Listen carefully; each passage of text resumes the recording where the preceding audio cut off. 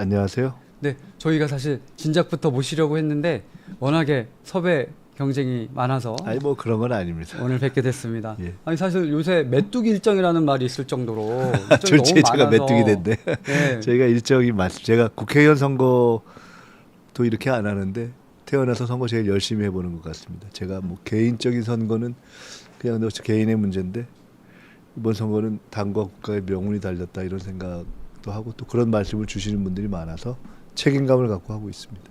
아니, 상당히 필요하실 것 같은데 약간 하여튼 나와주셔서 감사합니다. 네. 네, 바로 좀 본론으로 시작을 하면 사실 근소한 차이잖아요. 말 그대로 초박빙 승부인데 근데 후보께서는 다른 인터뷰에서도 다들 말씀하신 게 굳이 선호 투표로 1등하고 싶지 않다. 단번에 과반 얻어서 대표 만들어 달라 이렇게 말씀을 하시고 계신데 뭐 그런 근거라든가 이유가 있을까요? 근데 저는 결국 그렇게 될 거라고 보고 있습니다. 지금까지 1차전, 2차전은 전체 표 수가 많지 않고 또 상대 후보와 우리 정 후보가 유리한 지역이었기 때문에 박빙의 승이라는 것이 상당히 선방을 했다고 볼 수 있고요. 실제로 약 70%의 이제 득표가 투표 수가 있는 호남과 수도권에서 결정이 날 텐데 그 지역에서의 우세를 점하는 것은 표차가 많이 나는 것을 뜻하기 때문에 저는 거기서 선호 투표가 아닌 방식으로 1순위 표로 그냥 1차 결정이 나는 것을 기대하고 있기도 하고 또 당원들께서도 큰 틀에서 당의 안정을 위해서는 그런 방향이 낫다고 판단을 해 주실 것이다. 그런 흐름이 점점 강화되고 있다 이렇게 느끼고 있습니다. 네, 그렇게 일단 상황 자체는 사실 저희가 예상했던 것보다도 뭐 어쨌든 계속 앞서 나가고 계시잖아요. 근데 어제 페이스북에 올린 글을 보니까 특정 종교가 개입할 우려가 있다. 그러니까 뭐 좌시하지 않겠다 이런 취지로 글을 적으셨어요. 정확한 워딩을 제가 지금 기억하지는 못하는데 뭐 우려가 있다, 좌시하지 않겠다 그런 표현을 제가 쓴 것 좌시는 같지는 아니고 않고요. 제가 표현 정확한 워딩을 이제 하는 것이 좋을 것 같은데 종교 조직의 경선 개입에 대한 우려가 집중되고 있습니다. 아마 제가 그렇게 쓴 것 같습니다. 네네. 실제로 그런 우려와 제보가 특히 어제 그제 이제 마지막 투표가 호남과 수도권에서 진행되니까 그것이 굉장히 많아졌고요. 그리고 제가 또 쓰기를 개입은 밝혀집니다 이렇게 쓴 것 같습니다. 제가 처음에 우려하고 경고했듯이 그런 개입은 밝혀지게 되어 있고 과거에도 문제는 막판이었습니다. 제가 그렇게 쓴 것 같은데 과거에 또 그런 우려가 관여되지 않았을까라고 생각했던 것이 이재명 대통령님께서 후보 경선을 하실 때 그렇죠. 2022년에 판가름이 다 났는데 마지막에 끝났거니 생각했을 때 마지막 3차에서 갔을 때 갑자기 이낙연 후보표가 많이 나와서 결과를 뒤바꾸지는 않았지만 굉장히 놀랬고 이게 뭔가 전체 나오는 모든 조사나 객관의 추세와 달라서 이제 그런 당혹이 있었죠.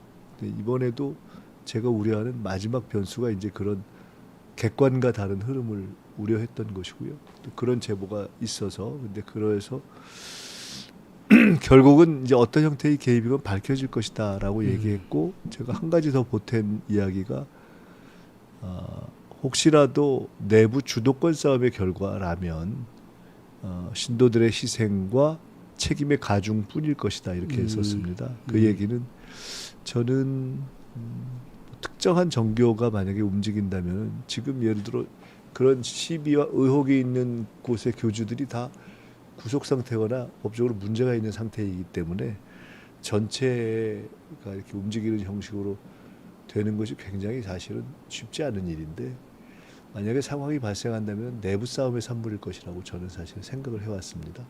그래서 그것이 이제 하나의 변수가 있는 것이고 근데 결국 그것은 그 해당 어떤 교회 선의를 가진 신도들의 뜻과는 다를 수가 있는 것이어서 그런 어떤 주도권 싸움과 내부 갈등과 뭐 이런 것 또는 어떤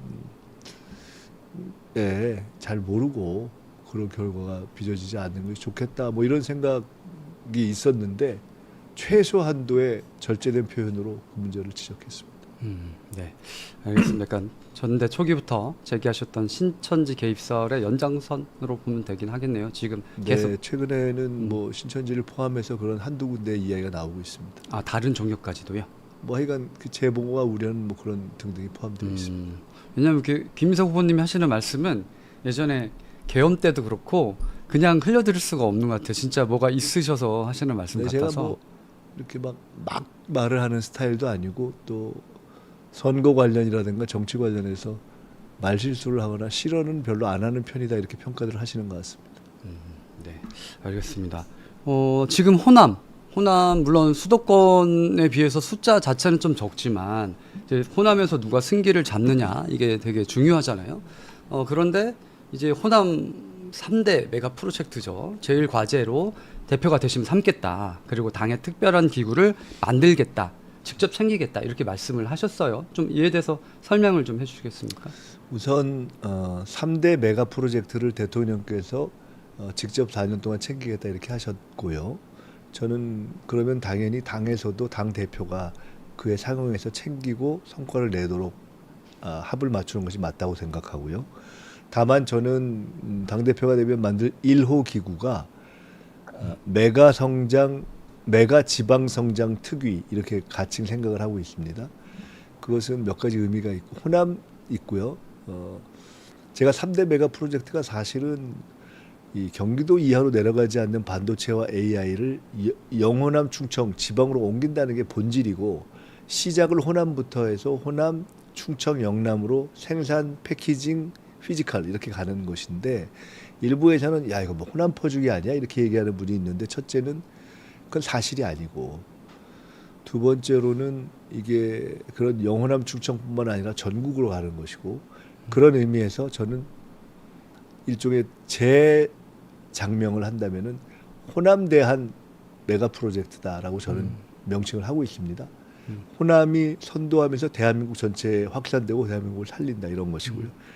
근데 이제 호남 중에서도 광주 전남의 프로젝트로 인식하는 경우가 있는데 저는 전북과 관련해서도 메가 플랜, 메가 성장이 가능하다고 보고 또 그에 대한 구체적인 계획을 갖고 있기 때문에 그런 의미에서 호남대한 메가 지방 성장인데 딱 자른다면 메가 지방 성장 특위로 해서 직접 챙기겠다는 것을 말씀드린 것이고 아까 말씀드렸듯이 전체의 전국적 의미, 광주 전남뿐만이 아닌 전북의 의미, 더 나아가서 그렇게 되면 자칫 소외되거나 소홀히 될 수 있는 수도권의 소위 서울 강북, 경기 북부, 인천 접경, 강원 접경 이런 부분도 챙기겠다 이런 걸 다 담고 있습니다. 그래서 이것을 그야말로 국토 공간의 새로운 올바른 대전환적 사용이라는 점을 가장 중요한 과제로 정부도 생각하고 있고 저도 총리로서 그걸 다뤄왔기 때문에 큰 그림은 정부가 그리지만 디테일을 채워나가는 것은 당의 몫이라고 생각해서 제 제1과제로 생각하고 있습니다. 네. 전북도 챙기신다고 말씀하셨는데 사실 전대 초반에 좀 경쟁자 측이죠. 정청래 후보 측에서 전북 소외론을 뭐 없지 않아 약간 붙이는 네. 측면이 있잖아요. 그거는 전혀 사실이 아니다. 저는 이 전북의 정치인들이나 또는 지역에서 오피니언 리더들이 전북 소외론을 말씀하시는 것이 전북의 발전을 위해서는 조금 다르게 접근하는 것이 좋지 않는가.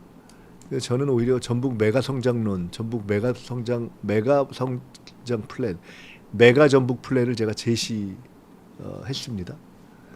전북에 가서 기자회견을 제시했는데 이제는 전북의 발전 전략을 구체적으로 만들어내고 제안하고 추진하고 성사시키는 것이 정치의 과제 아닌가 싶습니다. 실제로 저는 대통령의 구상에서 전북 소외라는 것은 일도 없다고 생각을 하고요. 가령 몇 가지로 나눠보면은 첫째는 지금의 3대 메가 프로젝트가 1차분이 발표된 거고 2, 3차분이 남아있기 때문에 아직도 확장이 뭐 이제 오픈되어 있는 것이고 둘째로는 그 메가 프로젝트의 주 투자 대기업인 삼성과 SK 중에 SK는 투자 지역을 아직 발표하지 않았고요. 세 번째로는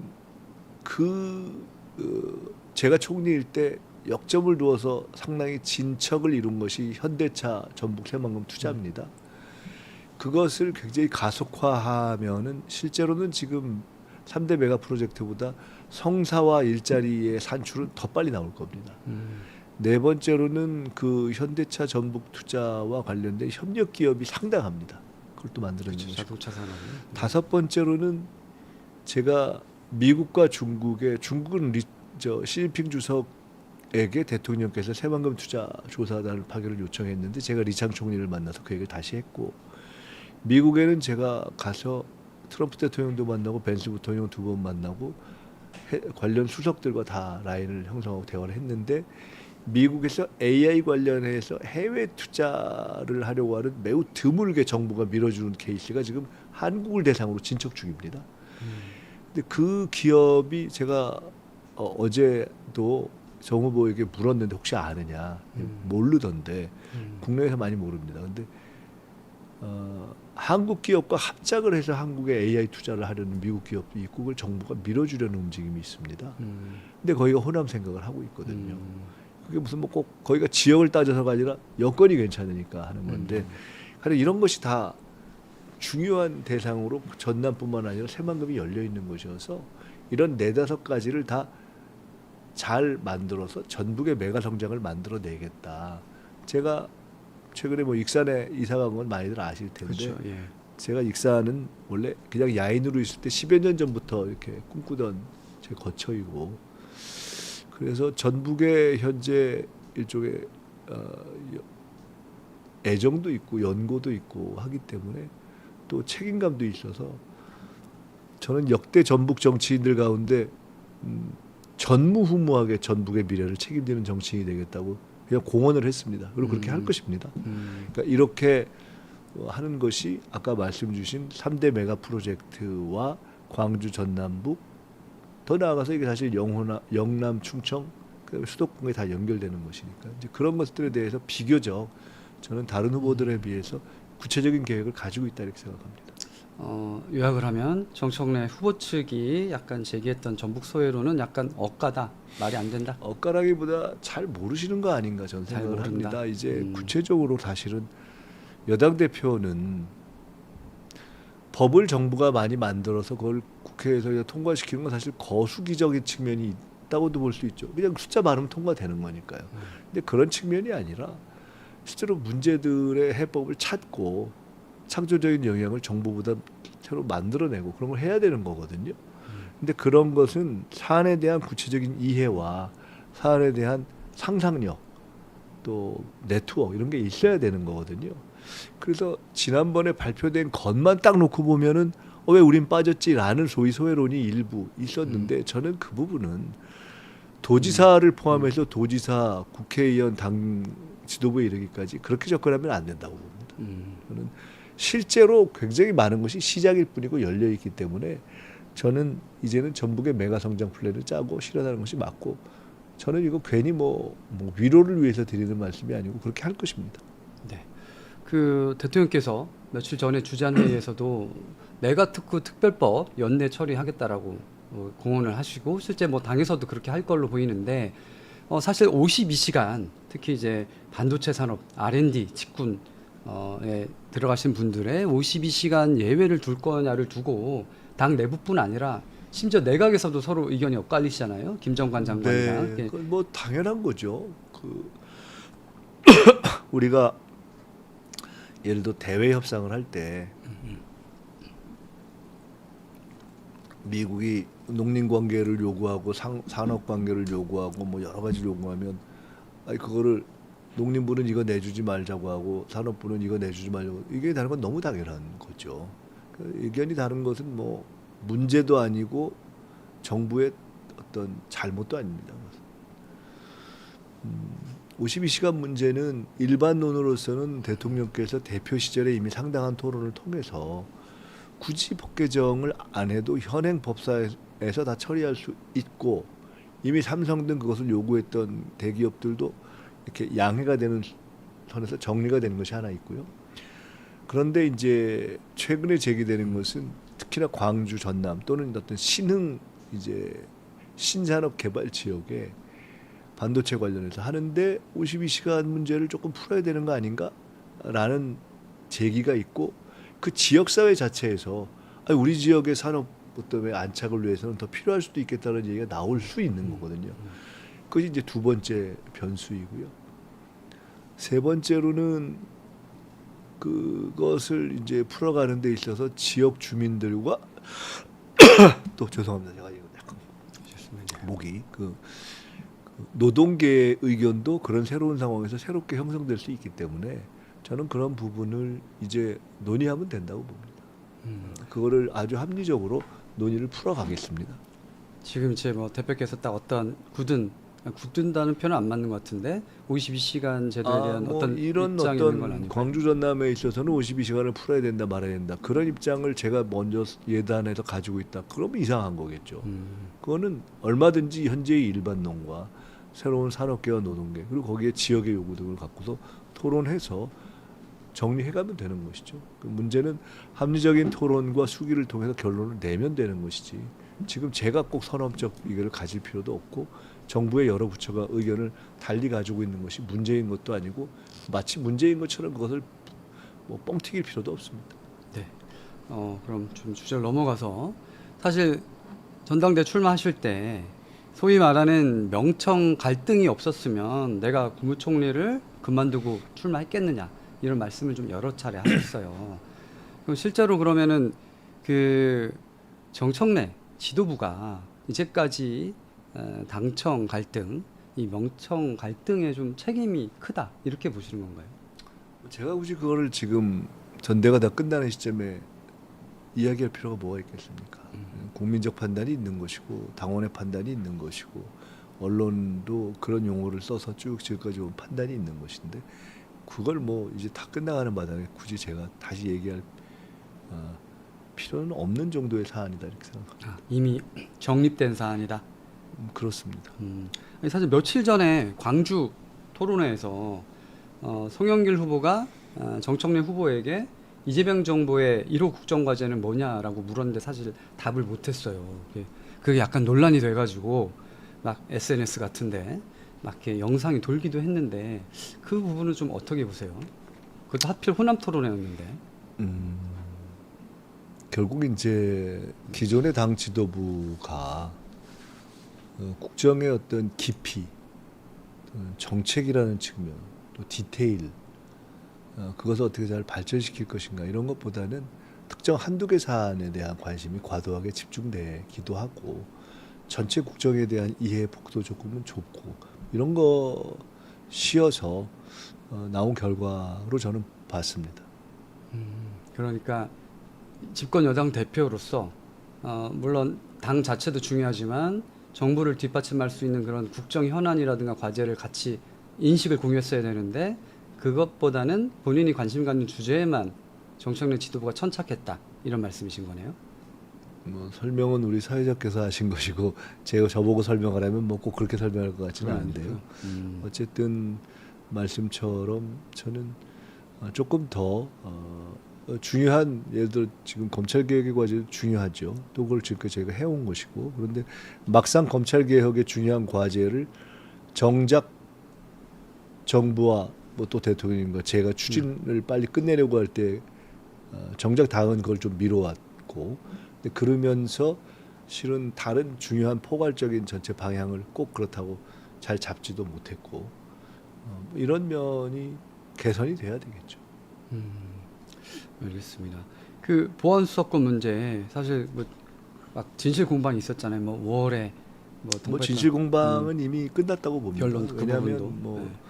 관련된 핵심적인 실제 선에 있는 서영교, 한정혜 이런 분들이 다 말씀을 하셨고 유일한 그에 대한 반론이 법을 안 냈지 않느냐 그러는데 정부가 당의 오케이를 안 하니까 법을 전달을 못했을 뿐인 것이어서 이미 제가 여러 가지 기록과 관련자들의 증언으로 4월 달쯤에 보안수사권 폐지에 기초해서 법안 처리를 마무리하자라고 이야기했던 것은 이미 다 그냥 공리로 결론이 난 건 아닌가 싶습니다. 사실 대통령도 그런 말씀 많이 하셨어요. 경찰이 이제 권한을 많이 갖게 되니까 이 경찰이 좀 더 노력해야 되고 분발을 해야 된다. 특히 이제 보안수사권 문제에 대해서 이번에 당에서도 통과를 시키면서 만약 하나 문제가 생기면 그때 고치면 된다. 네. 이렇게 얘기를 했었는데 이제 문제는 이런 거 아니겠습니까? 검찰이든 경찰이든 상관없이 우리가 국민의 입장에서 보면은 그 소위 어떤 사법 서비스의 이용자라는 관점에서 보면은 문제가 있을 때 내가 억울한 것이 빨리 수사되고 그다음에 이것이 지연되지 않도록 적절하고 합리적으로 기소되고 거기서 나쁜 사람들 빠져나가지 않아야 된다. 이거 아니겠어요? 그렇죠. 예. 근데 검찰 개혁은 자기들 마음대로 뭐 기소할 사람 넣었다 뺐다. 심지어 죄 없는 사람 만들어서 죄인 만들고 이제 이런 못된 짓을 한 것이 수십 년 쌓이고 온 국민이 그걸 봐서 도저히 못 참아주겠다 이렇게 정리된 거잖아요. 근데 그렇다고 해서 그럼 경찰은 내가 잘못하거나 내 가족이 잘못한 걸 아예 경찰 단계에서 덮어주는 거 아니야? 하는 문제가 남아 있는 거지 않습니까? 그 다음에 수사 제대로 하라 그랬는데 과연 수사를 제대로 하긴 하는 거야? 이 두 가지 문제가 핵심이죠. 그렇기 때문에 검찰만 나빠 제대로 해라고 해서 끝나면 경찰의 문제는 어떻게 할 거냐 하는 문제의식이 남아 있는 거죠. 그렇다고 해서 검찰 나쁜 거를 조금 놔두고 그냥 가보자. 이것은 안 되기 때문에 검찰에서 수사기소 분리라는 차원에서 원칙적 입장을 취한 거고요. 그러면 결국 우리가 취할 길은 검찰도 개혁하고 경찰도 개혁하는 거죠. 그래서 저 같은 경우는 작년 말부터 경찰 개혁에 대한 안을 경찰의 자체적인 안으로 짠 걸 계속 요구했는데 저는 그렇게 만족스럽지 않았습니다. 그래서 최근에도 저는 이제 검찰 개혁이 일단락된 시점에 경찰 개혁을 하겠다고 말씀드렸고, 첫째 본인 사건이나 가족이 관련된 사건을 다루지 못하게 하고 암장 못하게 하고, 암장 못하게 하려면 사건에 대한 투명한 공유가 이루어지게 하고, 그리고 당사자들이 그것이 지연될 경우에 계속 그것을 촉구할 수 있게 하는 이러한 큰 세 가지 원칙의 경찰 개혁 원칙을 제시했습니다.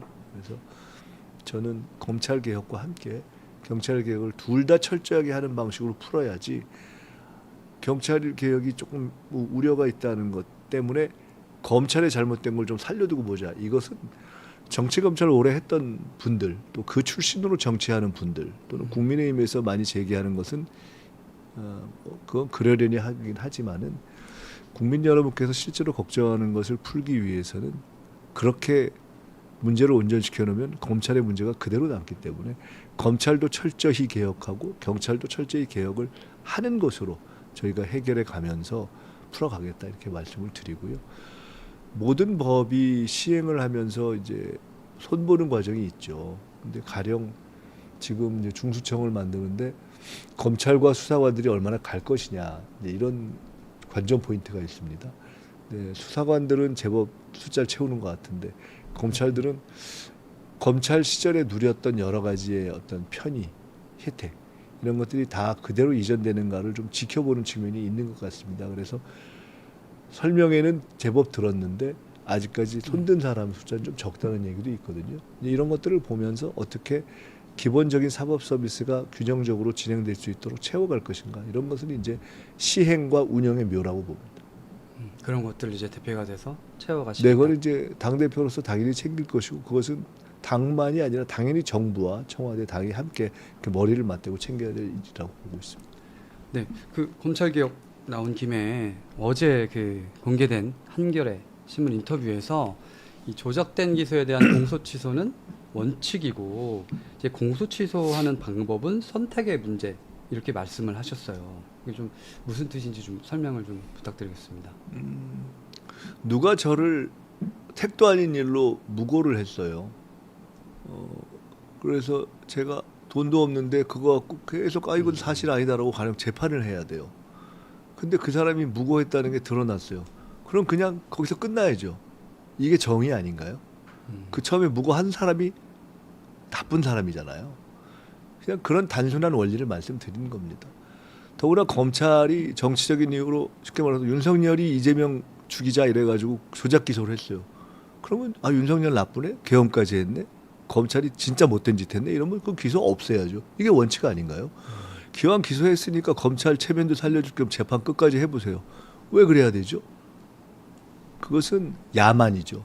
저는 그런 의미에서 누가 됐건 하나의 예로 저는 대통령을 예로 든 것입니다. 근데 그렇지 않고 아주 억울한 보통 사람이 왜 그렇게 당해야 되죠? 이거는 대통령이라고 더 당해야 되는 이유도 없고 보통 사람이라고 더 당해야 되는 이유도 없습니다. 누가 됐건 대한민국 국민이면은 아니 검찰이 조작해서 기소했다는 것이 명확하면 당연히 그 순간 끝나야죠. 저는 그런 의미의 조작 기소는 바로 그 순간에 취소되는 것이 원칙이라고 본 것이고요. 이건 원칙입니다. 네. 근데 이제 방법에 문제가 있죠. 그러면 취소를 어떻게 하지? 하는 것이 뭐 조작이 됐더라도 재판 끝까지 받아봐 이렇게 얘기하는 아주 억지를 부리는 검찰 출신의 분들에게는 있더라도 변론으로 하고 취소를 할 때 처음에 잘못한 검찰이 취소하는 방법과 가령 이번에 조작 기소 특검을 만들었을 때 특검에서 취소하는 방법과 뭐 여러 가지가 있겠죠. 근데 그런 방법의 문제는 그냥 선택의 문제니까 꼭 이거다 저거다 정할 필요가 없지 않습니까? 그건 국민들이 판단하고 그 당시에 공론을 들어보면 되는 거겠죠. 저는 그러면 되는 거라고 보고요. 그리고 그에 대한 어떤 토론 거기에 대전제가 있지 않습니까? 조작 기소임이 밝혀지면 조작 기소라고 주장하면이 아니지 않습니까? 그렇죠. 네. 조작 기소라고 밝혀진다라는 객관적인 일정한 근거가 드러나면 그걸 꾸준히 재판하자고 하는 사람들이 죄송합니다. 나쁜 놈이죠. 그렇지 않습니까? 그러니까 그런 의미에서 원칙과 선택과 뭐 이런 걸 말씀드린 겁니다. 사실 제 말씀이 길었는데 단순화시키자면 저는 조작 기소는 조작이 드러나면 취소하는 게 원칙이라고 봅니다. 그 방법이 특검이 할 것이냐 검찰이 할 것이냐 그건 모르겠습니다. 그거는 국민들께서 판단하시면 됩니다. 또 법률에서 판단하면 되는 거겠죠. 그런데 끝까지 뭐 비록 조작된 거라도 재판을 받으세요. 그건 나쁜 소리라고 보고요. 다만 조작이 됐냐 아니냐 이건 객관성의 문제지 않습니까? 그것은 이러저러한 근거와 증거를 통해서 조작됐다는 것이 확인되면 되는 것이고 조작이 아니었다는 것을 기소한 측에서 밝히면 되는 것이어서 그런 팩트 체크의 문제는 별도라고 봅니다.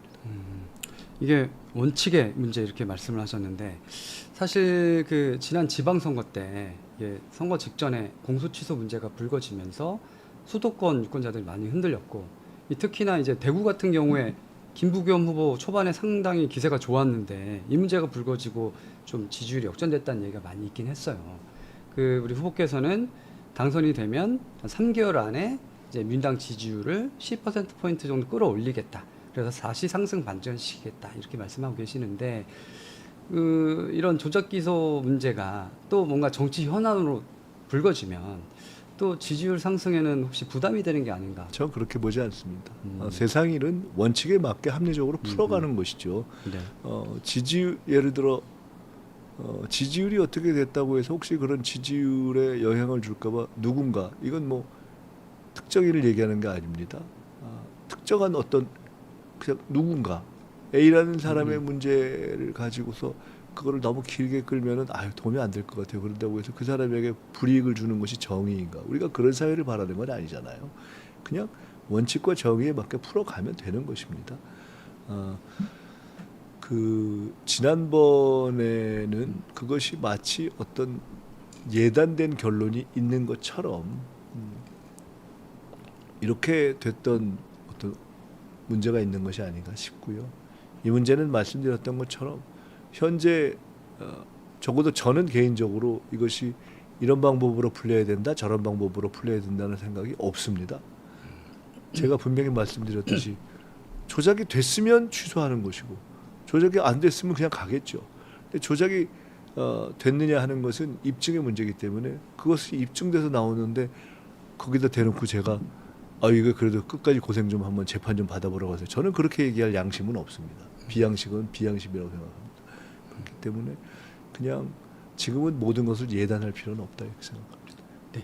지금 처음에 들어오실 때 되게 인상적이었던 게 지금 팔에 이재명 대통령 시계 하고 오셨더라고요. 예. 네네. 그래서 아마 뭐 당연히 민당 의원들 같은 경우에는 당연히 대통령 이 시계 하고 다니는데 시계를 과거에 비해서 많이 안 만들어서 사실 다니다 보면 시계 좀 풀어서 나 주면 어때요? 하는 그 팬들이 좀 있는데 네. 되게 죄송하더라고요. 이거 주면 또 구하기 어려워요.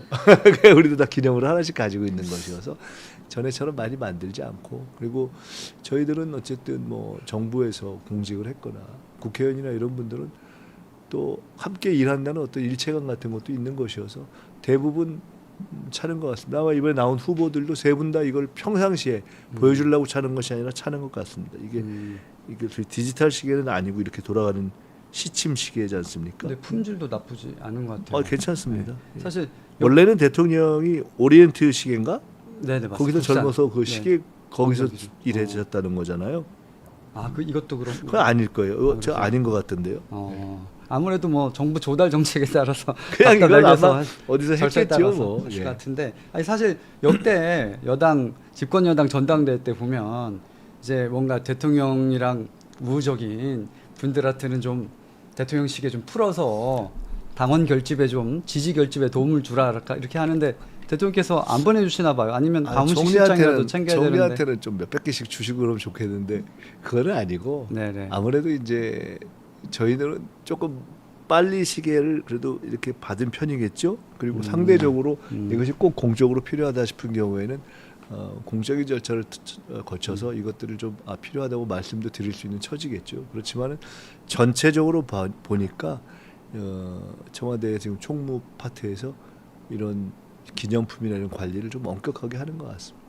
네, 그게 좀 맞는 것 같긴 하더라고요. 네. 너무 대통령의 조남이 새겨진 시계가 막 너무 그렇게 되는 것도 그러니까 사실 그 누가 봐도 지금 전당대회 이번에 핵심 중에 하나가 누가 남은 4년 동안에 이재명 정부를 집권 여당 대표로서 강하게 뒷받침할 수 있느냐. 네, 이게 사실 일단 임기는 2년이고요. 그렇죠. 네. 그 나머지 대통령 임기 네, 그리고 네. 대표 임기 2년 이런 건데 사실 당정일치도 되게 중요하죠. 지금 이 시점에서 그 당정일치가 돼서 효율적으로 국정 운영해가는 게 좋으니까. 근데 한편으로는 늘 반복되는 거지만 집권 여당 대표와 대통령이 너무 일치만 되면 되느냐. 우리 김 후보님은 이재명 대통령이 예스라고 하는 거에 대해서 노라고 할 수 있느냐. 이런 약간 의문이 있긴 해요. 잘 모르셔서 당정일치가 왜 꼭 당정일치면 당의 대통령에 대한 맹종이라고 해석될 필요는 없는 것이죠. 그것은 터놓고 전면적이고 창조적으로 대화하고 협력하는 관계를 뜻하는 것이죠. 가장 이상적인 모습이 일치인 것이죠. 그 과정에서 때로는 첫 의견이 당의 의견을 따라가는 경우도 있고 또 정부나 대통령의 첫 의견대로 결론이 나는 경우도 있고 근데 많은 경우는 누가 첫 의견을 어떻게 냈는지 기억을 애매할 정도로 이렇게 상호 교류하다가 또 제3의 결론이 나는 경우도 있고 중요한 것은 이제 그런 것에 대한 상호 존중과 신뢰, 철학적 공유 또 일정한 역량의 뒷받침 이런 거라고 봅니다. 저는 지난 몇 년간 대통령님과 일을 해왔는데 큰 원칙에 있어서 제가 어떤 강력한 비판적이었던 때도 있고요. 근데 그것을 또 이렇게 크게 안을 정도의 도량이 있는 분이어서 같이 일을 하면서 비교적 서로에 대한 이해도 있고 철학과 세계관도 같고 또 시대를 보는 눈도 비슷하고 일을 풀어가는 일을 좋아하고 또 굉장히 실용적인 스타일이고 그리고 의견을 서로 이렇게 내서 내 의견대로 처음에 안 됐다고 해서 그거 갖고 서로 미워할 정도 사이도 아니고 그래서 저는 지금까지 제가 이런 거에 대해서 대통령이 처음 말씀하셨는데 제가 조금 다른 의견을 내서 그렇게 된 경우도 많고 그런 부분은 별 문제가 아니라고 봅니다. 가령 그 송 후보께서 지적하신 정 후보가 국정 방향, 국정 과제 1호를 모른다 이런 것을 포함해서 여러 가지에 대해서는 국정 방향에 대한 이해가 좀 충분치 않거나 아니면 그것을 그냥 이렇게 틀은 있는데 막상 그걸 풀어나갈 역량이 뒷받침되지 않거나 아니면 실제 현실에서 중요한 때가 됐을 때 딴 소리를 해버리거나 이런 게 문제인 거잖아요. 그런 게 이제 당정의 문제를 가져옵니다. 거창하게 얘기하면 갈등, 혼란, 긴장 이런 걸 가져오죠. 그게 이제 심지어 명청 대전이라고까지 표현된 거 아니겠습니까? 근데 저는 지금까지 4년 동안 제가 알아서 처리할 게 굉장히 많아요. 큰 틀에서 딱 방향 나누고 영역 정리한 다음에 제가 알아서 하고 꼭 보고해야 되겠다 싶은 거 보고하고 그런 부분에 대한 상호 신뢰도 있고 또 그러면서 저는 대통령께서 가지는 큰 판단과 전략적 판단에 대해서 저보다 확실히 한 수 높다. 지금 연배도 갖고 뭐 그런데도 불구하고 그런 거에 대한 제가 진심으로부터의 존경, 존중 이런 것이 있고 그래서 저희들이 생각하는 일치는 저도 그렇게 생각하고 대통령님도 아마 제가 당대표가 됐을 때 당정 일치를 너 내가 시키는 대로 이걸로 저는 저희 둘 중에서 아무도 그렇게 생각 안 할 거라고 봅니다. 오히려 우리 모두에게 그리고 우리 나라에 되는 방향으로 그 일치다. 의견이 다른 건 오히려 생산적으로. 근데 민주적인 토론을 통해 대통령께서 기본적으로 굉장히 수기를 강조하시는 분입니다. 사실은 이번 검찰개혁 과정에서도 수기를 강조하신 거거든요. 나는 이거 문제가 있을 것 같아. 그렇지만 수기를 하는 게 좋겠어. 그렇지만 당에서 이걸 원하니까 결론이 이렇게 나도 상관없어. 그렇지만 수기는 해야 돼. 딱 요거거든요. 근데 대통령이 그런 뜻과 달리 당이 계속해서 수기 없이 초반에 약간 덜 연결게 막 이렇게 밀어붙인 면이 있고 합당도 그렇게 해서 그렇죠. 문제가 네. 생기고 다 마찬가지거든요. 그래서 저는 수기를 충분히 저도 대통령님 못지않게 수기를 중시하고 또 함께 일해본 스타일이 있기 때문에 저는 더구나 지금은 어떻게 대통령님 혼자의 생각으로 국정을 다 끌어가겠어요. 그거 안 되거든요. 어렵잖아요. 대통령이 그렇게 하겠다고 하시는 분도 아니고 그러니까 지금은 또 제 마음대로 되는 것도 아니잖아요. 지혜를 어떻게 국가의 모든 지혜, 천하의 지혜를 모을 것이냐에 대한 방법을 찾는 거죠. 저는 그런 점에 있어서 대통령님과 제가 한치도 다른 견해가 없다고 생각합니다. 이게 어제 토론회에서도 이제 국무총리를 지내신 유리한 점도 있지만 최근에 그 ETF 문제를 보니까 경쟁 후보들이 파고들더라고요. 그래서 어제 네. 사과까지 하셨는데 그 ETF 문제 그때 뭐 사과라기보다는 설명을 드리는 것인데요. 네. 이제 여당을 하면서 여러 가지 문제에 대한 책임감을 느끼고 하는 것은 숙명이고 당연한 것이죠. 과거에 뭐 봉건 시대에는 이제 왕이나 또는 어떤 책임 있는 신하들은 비가 안 와도 다 잘못으로 생각했잖아요. 그렇죠. 네. 그러니까 이번 ETF 문제가 이제 이렇습니다. 총리에게 어떤 사안들이 올라와서 예를 들어 한 30분 보고하는 경우도 있고 1시간 또는 뭐 며칠씩 이렇게 해서 토론도 하는 사안도 있고 그렇죠.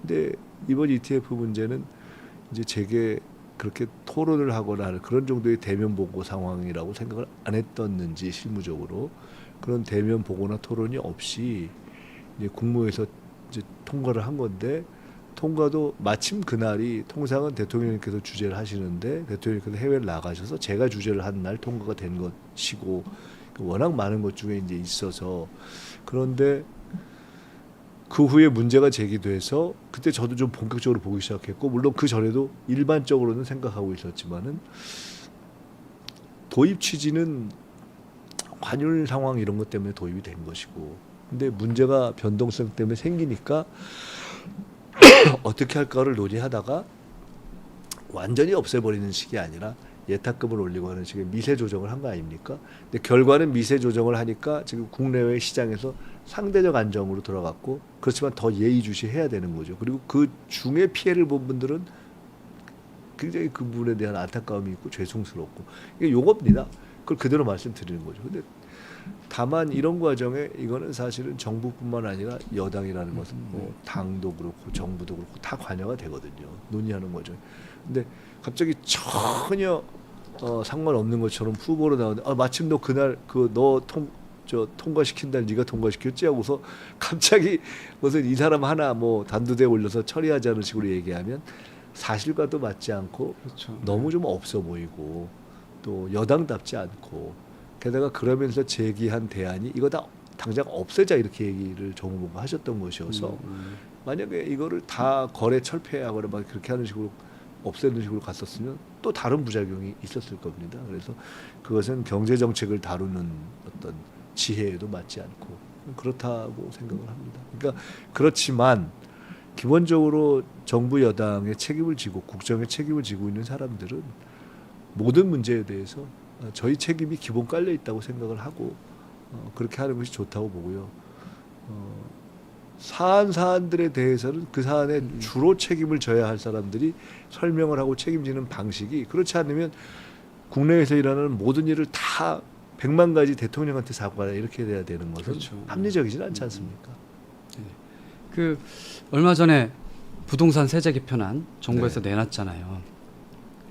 그 세제 개편안에 대해서 이제 여당 내에서도 물론 공개적으로 막 강하게 발언하는 분들은 많지는 않지만 그 내부적으로 되게 우려하시는 분들이 많아요. 그 종부세 문제라든가 양도세라든가. 그 부동산과 세제에 대한 입장, 부동산에 대한 입장, 또 양자가 연동된 부동산 세제에 대한 입장 이제 다 혼재돼 있는데요. 기본적으로 부동산에 대해서는 대통령님이나 저나 또 정부가 기본적으로는 공급을 하면서 해결해야 되는 것이지 이게 어떻게 억제해서 되는 건 아니다 이런 생각이 하나 있고요.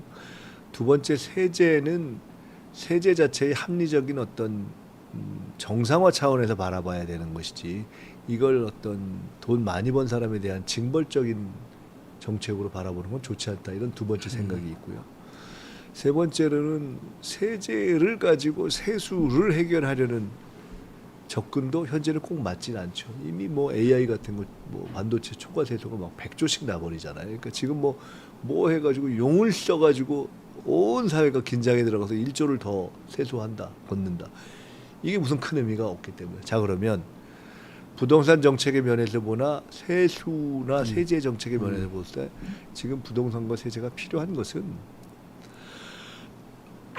저는 일반적인 공정 내지는 정상화 차원의 문제라고 보고요. 그런 차원에서 저희가 살펴보겠습니다. 제가 당대표가 되면 정부에서 제기한 걸 살펴보고 그중에 이제 제가 특별히 좀 관심을 갖는 것은 최근에 이제 초고가 주택의 문제는 비교적 공감대가 있는 것 같고요. 다주택 소유에 대해서도 공감대가 있는 것 같고 1주택에 대해서 지금 원래 우리는 1주택에 대해서는 조금 더 관대했는데 내가 사는 1주택에 대해서 아주 초고가 그건 뭐 오케이. 근데 그렇지 않은 부분을 어디까지 인정할 거냐. 그다음에 1주택이긴 한데 지금 내가 살지 않고 1주택의 경우가 이제 시비가 있는 것 같습니다. 근데 저는 1주택인데 대부분 이렇게 봅니다. 아니, 부동산이 지가 올라버렸는데 내가 사는데 이거 사실 어쩔 수 없는 면이 좀 있잖아요. 근데 내가 현금으로 처리를 못하면 그건 좀 감안해야 된다고 보고 또 하나는 1주택인데 내가 불가피하게 지금 못 사네? 이것도 조금 인정을 해야 될 면이 저는 있다고 봅니다. 여러 가지 이유가 있을 수 있잖아요. 직장의 문제 또는 갑자기 거기 뭐 경제적인 다른 상황이 생겼다거나 그런 부분은 구체적인 케이스들을 충분히 정부가 살펴보았는지 각각에 대한 섬세한 그 구별이 이루어졌는지 아니면 차별화가 이루어질 필요가 없는지 이 부분에 대한 정책적 질문을 해야 된다고 봅니다.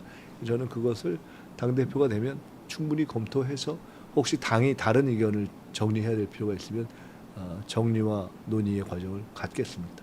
네, 정부안이 있지만 일단 당의 입장도 한번 당연히 그렇습니다. 한 번이 아니라 원래 여당과 당정의 입장은 그런 논의를 통해서 정리되는 것이니까요. 방향은 억울한 시민이 없도록 그렇게. 그러니까 합리적으로 정책의 합리성에 있어서 우리가 볼 때 적정한 합리성을 벗어나는 부분이 있으면은 그건 조정을 하는 것이 당연하겠죠. 알겠습니다. 그 다시 좀 전당대회의 네. 갈등 요소였던 부분으로 돌아가서 그 유시민 작가 네. 뭐 그 얼마 전에 다른 데 나와서는 유시민 작가라고 이제 안 부르시겠다. 유시민 전 장관이라고 부르겠다. 네. 뭐 제가 좀 그렇게도 했지만 뭐 작가라고 불러도 상관없습니다. 네네. 선배라고 불러도 상관없고. 보니까 5학번 차이더라고요. 네, 제가 뭐 개인적으로 그냥 형님 이렇게 부르니까 근데 공적인 데서 그렇게 여쭐 수는 없기 때문에 근데 작가라고 부르다가 조금 정치적인 어떤 언어로 이야기해야 되는 상황인 것 같아서 제가 전 장관이라고 했는데 그건 뭐 그게 중요하진 않은 것 같습니다. 아무래도 직접 형님으로 부르는 정도의 사이고 그리고 이제 이 정도로 뭔가 정치적인 갈등이 표면화된 정도면 뭐 중간에서라도 뭐 한번 직접 소통해 보는 거 어때? 뭐 이런 분들 안 계셨나요? 저 유시민 전 장관께서 노무현재단 이사를 사퇴하실 때 저는 그걸 사퇴를 하신다는 건 몰랐는데 공교롭게도 그 전날 여러 가지 들려오는 얘기가 또는 이렇게 하시는 말씀이 조금 이상하다 싶어서 제가 그 유시민 전 장관께서 하시는 말씀에 중요한 전제 몇 가지가 있었는데 합당을 대통령이 하려고 했는데 뭐 예를 들어 저 같은 사람들이 막았다라든가 아니면 검찰 개혁을 대통령이 하고 싶어 하지 않았다라든가 몇 가지가 팩트 자체가 완전히 틀리고 달라서 아니 비판은 좋은데 팩트를 알고 하시는 게 좋지 않는가 그리고 주장을 하더라도 팩트는 정확해야지 팩트를 중시하지 않는 비판은 틀린 거 아니냐라는 생각이 들어서 그 말씀을 전했습니다. 직접 아주 다- 가까운 분을 통해서 직접 전할 수 있도록 했고 직접 전해진 걸 확인했습니다. 근데 그 전날이었는데 마침 답도 들었습니다.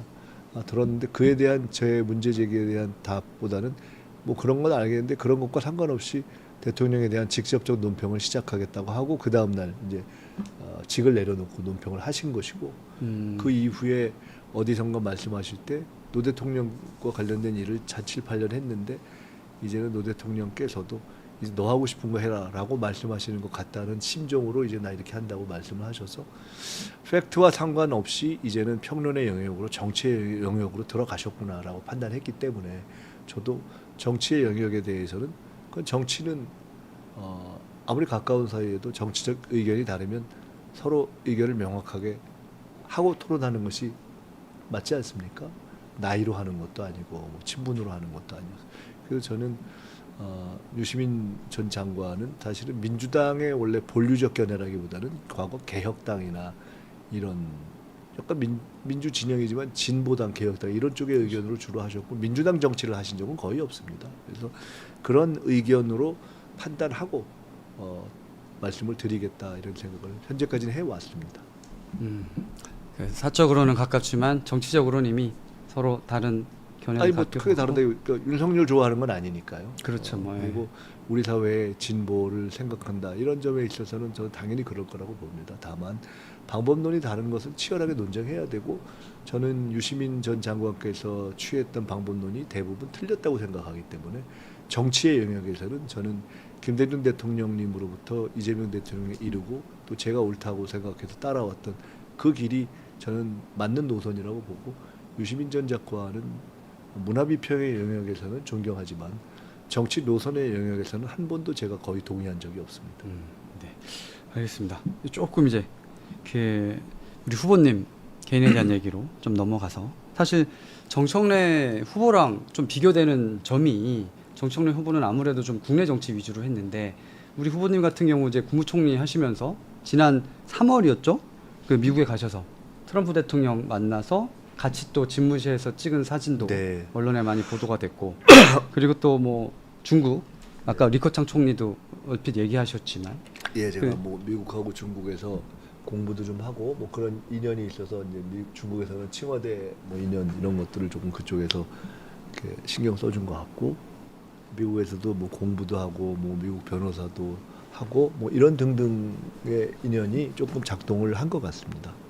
그래서 아무래도 그 대표 실제 되시면 뭐 국내 정치적인 것뿐 아니라 이렇게 뭐 미국이라든가 중국과의 이런 관계에 대해서도 정당 외교 차원에서 적극 나설 저는 생각이 아주 적극적으로 해야 할 상황이라고 보고 있고요. 음. 특히나 이제 미국은 중간 선거가 있고 미국은 우리보다 의회가 강한 나라여서 현재의 행정부가 어떻게 되는지도 알 수 없어서 특히나 올해부터는 저는 정부 차원에서는 쉽지 않지만 그래서 저도 총리로서는 쉽지 않았지만 제가 총리로서 갔을 때는 민주당 분들을 못 만났습니다. 근데 정당 대표로 미국에 가면은 저는 당연히 의회의 다수파 그래서 현재 정부 공화당 민주당 분들도 만나는 것이 국익에 맞고 매우 시급하다 이렇게 생각하고 있어서 올 당대표가 되면은 미국, 중국, 일본 이 정도는 갔다 와야 되는 것이 아닌가 생각하고 있습니다. 네. 드릴 질문이 되게 많은데 PD가 시간 다 된다고 빨리 끝내라고 재촉을 하고 있어서 마지막 질문으로 넘어갈게요. 8월 17일 밤에 늦은 밤에 결론이 날 것 같다고 하더라고요. 그때 승리하게 되면 민당 당원들께 어떤 말을 하고 싶으신지. 제가 총리를 그만두고 나오기 전에 제일 오래 생각했던 화두, 대통령께서도 깨도 말씀드렸던 화두, 또 우리가 앞으로 가야 된다고 생각하는 화두는 황금시대입니다. K 황금시대. 마침 젠슨 황도 그렇게 얘기했는데 저는 우리가 이재명 정부가 대한민국 5천년 사상 최초로 K 황금시대의 문을 열고 있다고 생각합니다. 그 황금시대를 여는 민주당, 승리하는 민주당, 역사적인 책임을 갖고 역사적인 자부심을 갖는 그런 민주당을 만드는 든든한 당대표가 되겠다 이렇게 말씀드리고 싶습니다. 네, 알겠습니다. 아마 계속 다른 방송에서도 똑같은 요청이 있었던 것 같은데 당선이 되시고 나면 외면 안 하시고 한 번 더 네, 나와주실 저 거죠? 당선이 되면은 네. 일정 기간은 일만 할 생각이고요. 그렇죠. 네네네. 일하고 그 다음에는 또 저희가 언론들과 여러 가지 이렇게 설명의 기회를 갖는 것이 저희의 의무니까 그렇게 하겠습니다. 네, 그때는 좀 더 캐주얼한 분위기로 네. 하도록 하겠습니다. 지금 또 캐주얼하게 입고 왔는데 전혀 이게 안 캐주얼한 질문만 하셔가지고 아니 다른 데에 비해서 확실히 제가 단독을 하다 보니까 그렇게 네, 하게 됐습니다. 좋은 질문들을 많이 주셔서 제가 네. 말씀드릴 또 기회가 있어서 좋았습니다. 아유, 고맙습니다. 감사합니다. 네, 여기까지 이제 인터뷰 마무리를 하도록 하겠습니다. 오늘 출연해 주셔서 감사합니다. 감사합니다. 감사합니다.